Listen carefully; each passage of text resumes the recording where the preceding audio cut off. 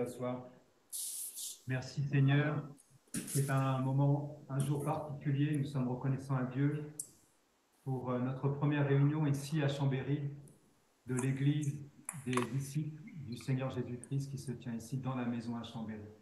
Donc, soyez les bienvenus et pour ceux qui sont au loin, je pense qu'on a quelques connexions. Louis, tu peux regarder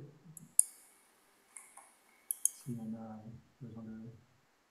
Voilà, nous allons passer au moment le plus attendu, c'est le moment où nous allons aller dans la parole de Dieu.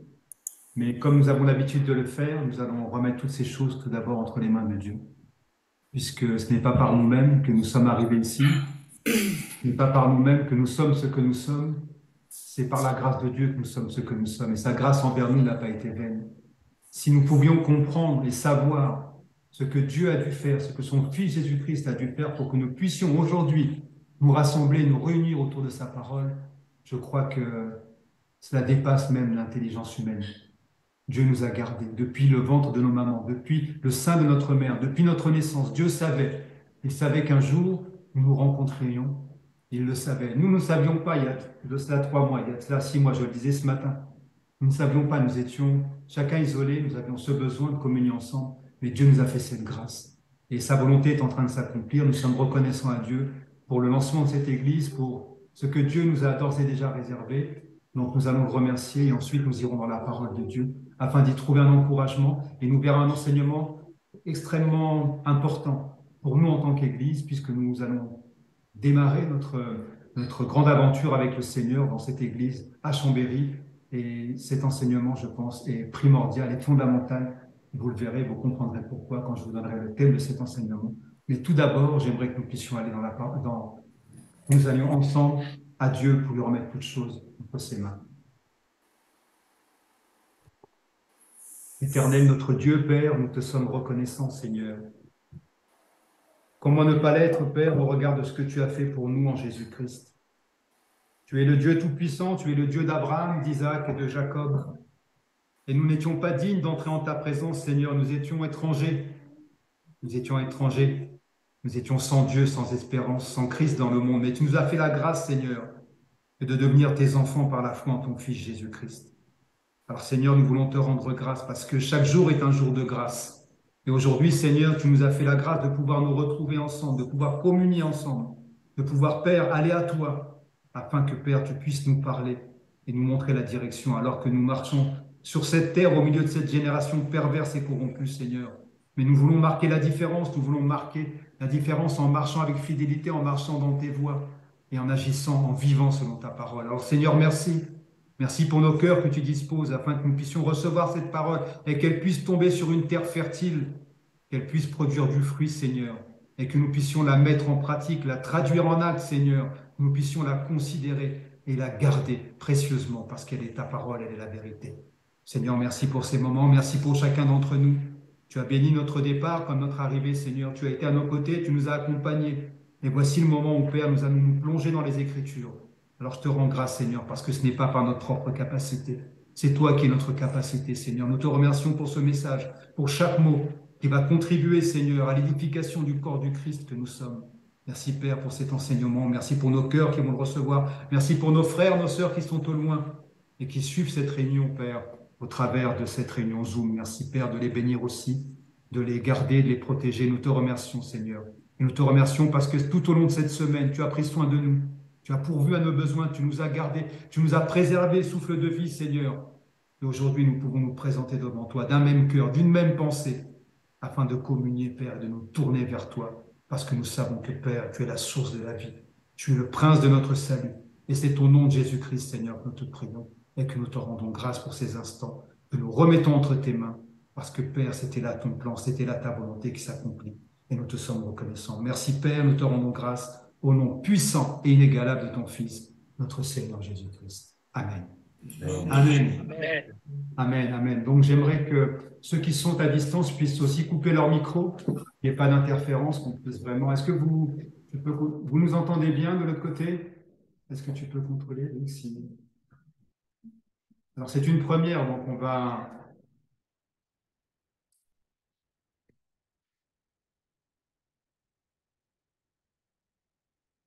avancer.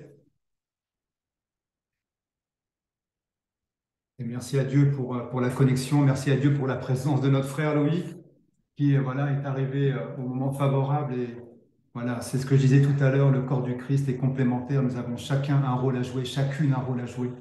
Et c'est merveilleux de voir que nous pouvons ensemble avancer et grandir. Donc nous irons dans la parole de Dieu. Aujourd'hui, nous allons voir un enseignement. Samuel, tu peux aller vers maman là-bas parce que tu as à un moment donné gêné. Asseoir à côté de Gabriel. J'aimerais que nous puissions aller dans la parole de Dieu et nous allons commencer en allant en 1er Corinthiens, s'il vous plaît. Alors, je vous donnerai le thème de ce message, qui est un message extrêmement important pour nous en tant que chrétiens, et pour membres du corps du Christ, membres de cette Église, et notamment de cette Église qui est aujourd'hui dans cette maison ici à Chambéry. Nous allons en 1er Corinthiens. Alors, comme j'ai l'habitude de le faire, certains me le font souvent remarquer, c'est que nous allons naviguer dans la parole de Dieu. Nous verrons quelques versets et nous allons naviguer, passer du temps dans la parole de Dieu afin que nous puissions comprendre l'importance qu'a ce principe que nous allons évoquer, qui est prédominant dans la parole de Dieu. Alors, je voudrais que tout d'abord, nous puissions aller en 1er Corinthiens, chapitre 2, s'il vous plaît. Allons en 1er Corinthiens, chapitre 2, dans les épîtres à l'Église. Et nous allons comprendre une chose avant que nous puissions entrer dans le thème de l'enseignement. Et que, au regard des hommes que vous êtes, des femmes que vous êtes, au milieu de ces hommes au milieu desquels nous évoluons sur cette terre, dans ce monde, Dieu fait une distinction entre le chrétien et l'homme de ce monde. Et nous allons le voir dans la parole de Dieu, ce qui fait de nous des gens particuliers, capables de produire des choses que l'homme qui ne connaît pas Dieu n'est pas capable de produire. Mais nous allons voir cette distinction que Dieu mentionne dans sa parole au regard de ce que vous êtes en tant que chrétien et de ce que sont les hommes du monde ou les femmes du monde qui ne connaissent pas Dieu. Allons en 1 Corinthiens chapitre 2, verset 14. Tout le monde y est? 1 Corinthiens chapitre 2, verset 14. Il est dit, mais l'homme animal, gardez bien ça en tête, ne reçoit pas les choses de l'Esprit de Dieu, car elles sont une folie pour lui, et il ne peut les connaître parce que c'est spirituellement qu'on en juge. Verset 15, l'homme spirituel, au contraire, donc en opposition à l'homme spirituel. L'homme spirituel, lui, au contraire, juge de tout, et il n'est lui-même jugé par personne. Ici, nous voyons dans ces deux versets que Dieu met une distinction, et Dieu va parler d'un homme animal. Mais qu'est-ce que l'homme animal? Et qu'est-ce que l'homme spirituel selon Dieu? Qu'est-ce qu'un homme animal? Au commencement, Adam et Ève, nos parents, avaient cette possibilité d'être connectés à Dieu, d'être en lien, d'être en communion avec Dieu par l'esprit qu'ils avaient reçu. Et cet esprit leur permettait de communiquer, et à Dieu de communiquer avec Adam et Ève, parce qu'ils étaient de corps, d'âme et d'esprit. L'homme, au commencement, était de corps, d'âme et d'esprit.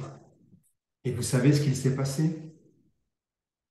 Adam et Ève ont péché et il s'est accompli une chose, c'est qu'ils ont perdu cette connexion parce que Dieu leur avait dit, si tu manges de ce fruit, tu mourras certainement.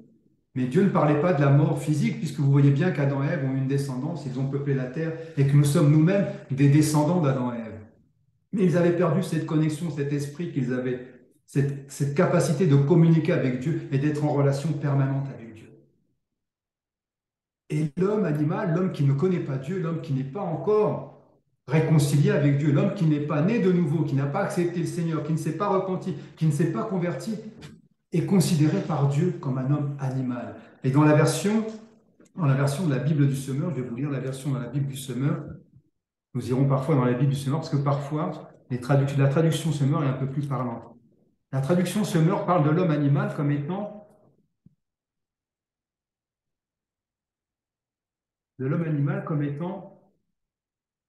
l'homme sans Dieu. Vous voyez? 1 Corinthiens chapitre 2, verset 14, dans la version du Semeur, dit « Mais l'homme sans Dieu ne reçoit pas ce qui vient de l'Esprit de Dieu. » Parce que l'homme sans Dieu ne peut pas recevoir les choses de Dieu, puisqu'il est sans Dieu. Il marche sans Dieu, il n'a pas cette capacité, il n'a pas cette connexion avec Dieu, il n'a pas ce lien avec Dieu, puisqu'il est un homme animal. Mais vous qui avez cru, nous allons voir la différence. nous allons voir qu'il y a un processus, que Dieu nous a fait grâce et que nous, aujourd'hui, nous pouvons dire que nous ne sommes plus ce que Dieu appelle l'homme animal. Nous sommes des hommes et des femmes spirituels. Et en tant qu'hommes et femmes spirituels, nous avons une capacité. Dieu nous a dotés de capacités. Et nous rentrerons dans cette capacité-là et nous regarderons à un point très important au regard de la marche en Christ. Je le dirai tout à l'heure quand je donnerai le thème de cet enseignement. Mais allons tout d'abord en Éphésiens, chapitre 2. Donc l'homme animal ne peut pas recevoir les choses de l'Esprit de Dieu. Parce que la Bible du Semeur dit que l'homme animal, c'est l'homme sans Dieu. C'est l'homme sans Dieu. C'est l'homme qui marche étant soumis à ses pulsions, à son côté charnel, à sa chair. Alors que l'homme spirituel, lui, est conduit par Dieu. Il a une capacité d'aller à Dieu. Il a une connexion avec Dieu. L'homme spirituel en opposition à l'homme animal. L'homme spirituel en opposition à l'homme animal. Dieu considère qu'il y a sur cette terre des hommes qu'il considère comme des hommes sans Dieu, l'homme animal et des hommes spirituels. Éphésiens chapitre 2, s'il vous plaît. Et nous allons voir que nous aussi, avant notre conversion, avant d'accepter le Seigneur Jésus-Christ, avant notre repentance, avant notre nouvelle naissance, nous étions aussi des hommes et des femmes animales. 1 Corinthiens, Éphésiens chapitre 2, et nous irons au verset 11. Tout le monde y est? Éphésiens chapitre 2, nous allons au verset 11. Il est dit, c'est pourquoi vous qui avez cru, donc c'est l'épître aux Éphésiens, il s'adresse à l'Église. Il s'adresse à l'Église. Donc vous qui avez cru, c'est pourquoi vous, autrefois, dans le passé, païens dans la chair, appelés incirconcis par ceux qu'on appelle circoncis, et qui le sont en la chair par la main de l'homme, il s'agit.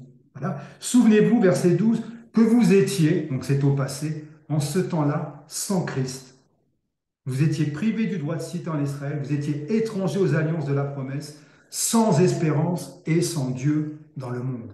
Voilà, ça c'était la condition, qui était notre condition avant d'accepter le Seigneur Jésus-Christ. Nous étions nous aussi sans Dieu, sans espérance dans le monde. Verset 13, mais maintenant en Jésus-Christ, vous qui étiez jadis éloignés, vous avez été rapprochés comment? Par le sang de Christ. Nous ne sommes plus l'homme animal. Vous ne faites plus partie de cette catégorie d'homme qui est de corps et d'âme, mais qui n'a pas l'esprit. Parce que quand vous avez cru, nous allons voir le processus, nous sommes en Éphésiens, mais vous allez voir qu'il y a eu un changement. Dieu nous a fait grâce, il y a eu un bouleversement. Et alors que nous étions considérés comme un homme animal, alors que nous étions un homme sans Dieu, alors que nous étions sans Dieu, sans espérance dans le monde, Dieu nous a fait grâce. Alors sommes-nous encore l'homme animal, comme Dieu le dit? Allons en Éphésiens, la page d'avant, chapitre 1. Donc nous étions nous aussi à l'image d'un homme animal, sans espérance, sans Dieu dans le monde. Mais Dieu, par sa grâce, nous a appelés des ténèbres à son admirable lumière. Et allons en Éphésiens chapitre 1, au verset 13, nous allons voir le processus, le changement, le bouleversement, la métamorphose qu'il y a eu dans nos vies. Éphésiens chapitre 1, verset 13. Il est écrit, en lui, donc en Jésus-Christ, vous aussi, après avoir entendu la parole de la vérité, l'évangile de votre salut, en lui, en Jésus-Christ, vous avez quoi? Vous avez cru. Et vous avez été scellés du Saint-Esprit qui avait été promis. Vous n'êtes plus de corps et d'âme. Vous avez été scellés du Saint-Esprit qui avait été comment? Promis. Vous êtes aujourd'hui corps, âme et esprit. Parce que vous avez reçu cette parole, parce que vous avez cru en lui. Et comme vous avez reçu cette parole qui est l'évangile de votre salut, Dieu vous a scellé, il vous a marqué. Allons en 1 Corinthiens. Nous restons dans cette logique-là, dans ce contexte-là, pour démontrer qu'il y a une opposition, il y a une séparation, il y a une différence entre l'homme animal et l'homme spirituel. Et nous ne sommes plus dans cette catégorie qu'est l'homme animal. Nous ne sommes plus dans cette catégorie-là. Dieu nous a fait grâce. Nous avons entendu l'évangile de notre salut et nous avons été scellés du Saint-Esprit qui avait été promis. 1 Corinthiens chapitre 1. Donc nous étions dans le passé autrefois étrangers. Nous étions éloignés, étrangers à la vie de Dieu. Nous étions sans Dieu, sans Christ, sans espérance. Mais Dieu, quand nous avons entendu l'évangile de notre salut, Dieu nous a fait la grâce. Et quand nous avons cru en lui, nous avons cru au Seigneur Jésus, nous avons été quoi? Marqués. 1 Corinthiens chapitre 1.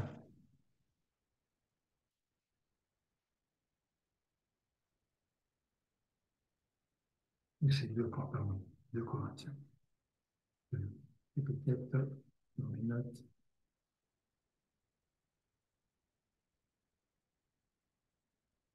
2 Corinthiens, tant pour moi, chapitre 1. Donc nous allons voyager dans la parole de Dieu et nous allons voir tout d'abord qu'il y a une distinction aux yeux de Dieu entre l'homme qui a été scellé du Saint-Esprit et l'homme animal. Et nous ne sommes plus dans cette catégorie d'homme animal. Nous sommes corps, âme et esprit parce que nous avons été rétablis comme l'était Adam quand Dieu a créé Adam et Ève. Adam et Ève étaient en capacité de communiquer avec Dieu. Adam et Ève avaient l'Esprit de Dieu, mais cet esprit leur a été ôté, leur a été enlevé. Et depuis, tous les hommes naissent dans le péché. Ils sont tous considérés comme des hommes animaux, en dehors de ceux qui ont marché avec Dieu et sur lesquels l'Esprit de Dieu se reposait, jusqu'à ce que Christ vienne, jusqu'à ce que la nouvelle naissance soit disponible, où le jour de la Pentecôte, les apôtres ont reçu l'Esprit de Dieu. On est en 2 Corinthiens chapitre 1, verset 22. On peut commencer au verset 21. 2 Corinthiens chapitre 1, verset 22. Et celui qui nous a affermis avec vous en Christ et qui nous a oint fait référence à l'onction, à l'Esprit. Celui qui nous a transmis l'Esprit, c'est qui? C'est Dieu. Verset 22. Lequel nous a marqué d'un sceau et a mis dans nos cœurs les arts ou les prémices de l'Esprit. Donc nous ne sommes plus, puisque Dieu qui nous a fermis, Dieu nous a oint, Dieu nous a donné l'onction et nous a transmis les arts de l'Esprit. Nous ne sommes plus des hommes et des femmes animales. Il y a une distinction entre les gens de ce monde qui ne marchent pas avec Dieu, qui ne connaissent pas Dieu, et vous qui avez cru, puisque Dieu vous a marqué. Il vous a marqué et aujourd'hui, vous êtes en capacité d'agir et de marcher avec Dieu, en communion avec Dieu. Galates chapitre 5. 2 Corinthiens chapitre 5, nous dit ça. On y est, on avance de 2 pages et on va rentrer dans l'enseignement. Je voulais juste qu'on puisse commencer avec cette introduction pour démontrer qu'il y a une distinction entre l'homme animal et l'homme spirituel. Et vous, mes frères, vous, mes sœurs, vous n'êtes plus dans cette catégorie d'homme animal. Vous êtes corps, âme et esprit. Ce qui fait de vous des gens particuliers capables de produire des choses qu'un homme animal, lui, ne peut pas produire. Vous allez le voir et on va rentrer ensuite dans l'enseignement. Nous sommes en 2 Corinthiens chapitre 5 et nous allons au verset 14. Et là, nous allons commencer à rentrer dans notre enseignement. 2 Corinthiens 5, verset 14. Il est dit, car l'amour de Christ fait quoi, mon frère? Il nous presse, il nous pousse. Car l'amour de Christ nous pousse, nous presse, parce que nous estimons que si un seul est mort pour tous, tous donc sont morts. Et qu'il est mort pour tous, afin que ceux qui vivent ne vivent plus pour eux-mêmes, mais pour celui qui est mort et ressuscité pour eux. La partie que nous voulons regarder aujourd'hui, c'est que l'amour de Christ fait quoi? Il nous pousse. Et en tant que chrétiens, nous devons savoir que nous sommes poussés par cet esprit dont nous avons été à agir, dont nous avons été scellés, à agir. Nous sommes poussés à agir selon la volonté de Dieu. Et nous sommes poussés, nous allons voir, à produire des fruits que l'homme animal, lui, ne peut pas produire, que seul un chrétien peut produire. Allons en Galates, s'il vous plaît. Donc l'amour de Christ nous pousse à agir. Il nous presse. Nous sommes pressés par l'amour de Christ. Et cet amour, vous allez voir, nous rend capable de produire des choses que l'homme animal, lui, ne peut pas produire. Galates chapitre 5. On va beaucoup voyager dans les Écritures. Galates chapitre 5, au verset 19. Nous avons vu la distinction entre l'homme animal, l'homme sans Dieu, l'homme charnel et l'homme spirituel. Nous avons compris que nous avons été scellés quand nous avons cru, nous avons été marqués du sceau de Dieu, nous avons reçu l'Esprit de Dieu. Et aujourd'hui, nous pouvons faire une distinction entre cet homme qui ne connaît pas Dieu et l'homme qui marche avec Dieu. Et les œuvres de l'homme charnel, de l'homme animal, nous les voyons ici en Galates 5, verset 19. Il est dit, « Or les œuvres de la chair, ou ce que va produire l'homme animal, l'homme charnel, l'homme qui marche sans Dieu, sont manifestes. » Ces œuvres sont manifestes. Ce sont quoi? L'impudicité,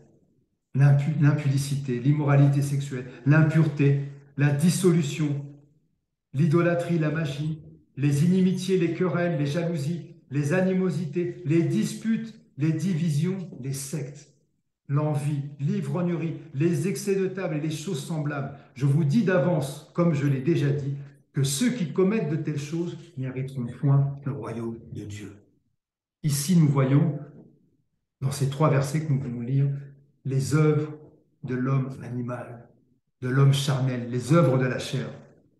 Et à contrario, nous allons voir au verset 22, mais le fruit de l'esprit. Et nous allons voir, mais le fruit de l'esprit, donc verset 22, en opposition avec les œuvres de la chair, ce que va produire l'esprit, puisque l'amour de Christ nous presse, ce que va produire l'esprit, verset 22. Mais le fruit de l'esprit, c'est quoi? L'amour. C'est l'amour. Le fruit de l'esprit, c'est l'amour, c'est la joie, c'est la patience, c'est la bonté, c'est la bienveillance ou la bénignité, c'est la bienveillance, la fidélité, la douceur, la tempérance ou la maîtrise de soi. La loi n'est pas contre ces choses. Ceux qui sont à Jésus-Christ ont crucifié la chair avec ses passions et ses désirs. Donc, dans ce verset, dans ce passage, nous voyons que les œuvres de la chair sont complètement différentes des œuvres ou des fruits de l'esprit. Et un des premiers fruits de l'esprit, c'est quoi? C'est l'amour. Et c'est ce que nous allons regarder aujourd'hui. Aujourd'hui, nous allons regarder à l'amour. Et nous allons voir que dans l'Église, l'amour est essentiel. Dans l'Église, l'amour est fondamental. Dans l'Église, entre frères et sœurs, l'amour est incontournable. Et cet amour, ce n'est pas l'amour selon le monde. Nous allons voir que plusieurs mots ont traduit le mot amour dans la langue que nous parlons tous, la langue française, qui est tirée du grec ou du latin. Mais plusieurs mots ont traduit le mot amour, et on utilise le mot amour à tort et à travers. Mais nous allons voir que l'amour selon Dieu est un ingrédient qui est nécessaire dans notre fonctionnement en tant qu'Église. Que l'amour selon Dieu est un ingrédient incontournable dans nos foyers, dans nos relations entre frères et sœurs. Et cet amour est pur, et cet amour, c'est l'amour selon Dieu. Nous allons voir que cet amour doit être aussi actif, parce que la Bible, nous l'avons vu tout à l'heure, car l'amour de Christ fait quoi? Il nous presse, il nous pousse à agir, cet amour que nous avons reçu. Et ce n'est pas un amour que nous étions capables de produire, ce n'était pas un amour que nous pouvions manifester quand nous étions sans Dieu, sans espérance. L'homme animal ne peut pas produire l'amour de Dieu. Il ne peut pas. Nous allons voir que l'homme animal est capable d'éprouver des sentiments. L'homme sans Dieu est capable de ressentir des sentiments. Même un animal, même un lion peut éprouver des sentiments pour ses enfants. Un chien peut éprouver des sentiments pour ses petits chiots. N'importe quel animal, il peut éprouver des sentiments. Mais l'amour selon Dieu, l'amour que Dieu a répandu dans nos cœurs est supérieur à cet amour-là. Et nous avons le devoir d'être motivés par cet amour, parce que la Bible dit que l'amour de Christ fait quoi? Il nous presse et nous pousse à agir. Nous sommes en Galates 5:20.